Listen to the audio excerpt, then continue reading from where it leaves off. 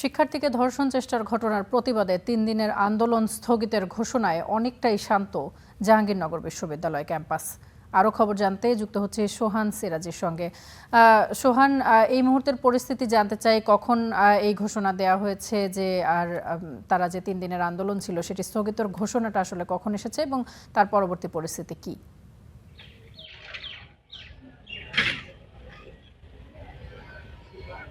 জি, তামান্না, এই ধর্ষণ চেষ্টার যে ঘটনার পর থেকেই যে উত্তাল অবস্থায় ছিল জাহাঙ্গীরনগর বিশ্ববিদ্যালয়, সেটি কিন্তু গতকাল পর্যন্ত বিরাজমান ছিল।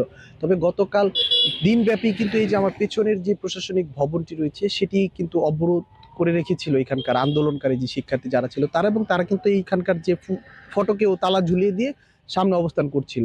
তো সেইটি দিনব্যাপী তারাই সেই কার্যক্রমটি করেন, এবং বিকেলবেলা এখানে এই বিশ্ববিদ্যালয়ের যিনি উপাচার্য রয়েছেন ডক্টর কামরুল হাসান, তিনি এখানে এসে এই যে শিক্ষার্থী যারা রয়েছে, আন্দোলনকারী যারা ছিলেন, তাদের সাথে কথা বলেন এবং তাদেরকে বেশ কিছু আশ্বাস দেন।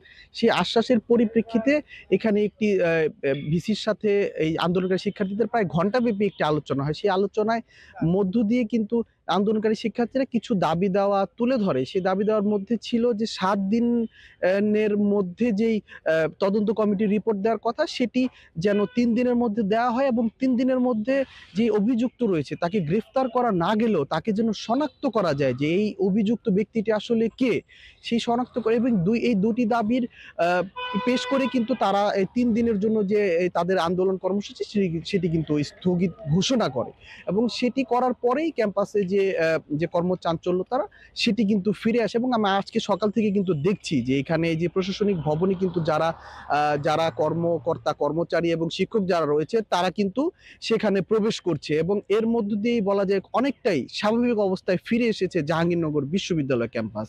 তো তামান্না, এই ছিল আমার কাছে জাহাঙ্গীরনগর বিশ্ববিদ্যালয় থেকে আন্দোলন পরবর্তী পরিস্থিতি নিয়ে সবশেষ তথ্য। সোহান, অসংখ্য ধন্যবাদ আপনাকে আমাদের সঙ্গে যুক্ত হবার জন্য। নিশ্চয়ই পরবর্তীতে নতুন তথ্যের জন্য আবারও আপনার সঙ্গে যুক্ত হব।